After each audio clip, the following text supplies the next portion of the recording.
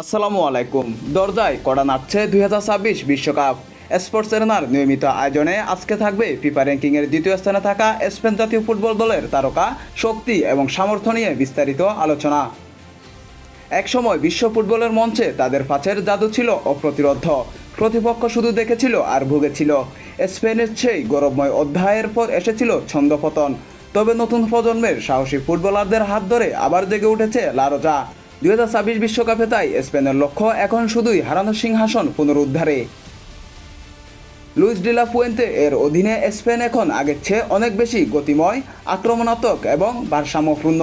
মাঝমাঠে এখনও তাদের সবচেয়ে বড় শক্তি।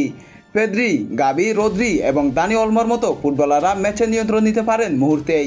বল দখল থেকে শুরু করে আক্রমণ তৈরি, সবখানেই তাদের আধিপত্য স্পষ্ট। উইংয়ে স্পেনের সবচেয়ে বড় অস্ত্র হতে পারেন তরুণ বিস্ময় লামিন ইয়ামাল। অল্প বয়সে তিনি দেখিয়ে দিয়েছেন বড় ম্যাচে ভয় পান না তিনি।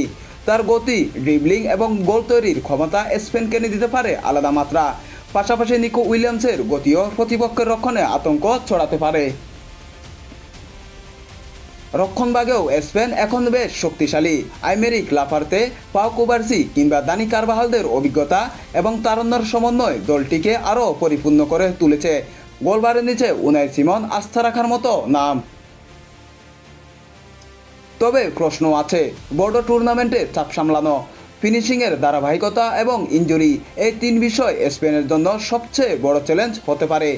বিশেষ করে তরুণ খেলোয়াড়দের উপর অতিরিক্ত নির্ভরতা কখনো কখনো বিপদ ডেকে আনতে পারে। 2026 বিশ্বকাপ হবে মার্কিন যুক্তরাষ্ট্র, কানাডা এবং মেক্সিকো এর যৌথ আয়োজনে। বড় মঞ্চে স্পেন আবার কি বিশ্বজয়ের মুকুট ছিনিয়ে নিতে পারবে? উত্তরটা সময় দেবে। তবে একটা বিষয় পরিষ্কার, পুরনো টিকিটাকার ছায়া ফেরিয়ে নতুন গতির স্পেন এখন বিশ্বকাপের অন্যতম বড় দাবিদার।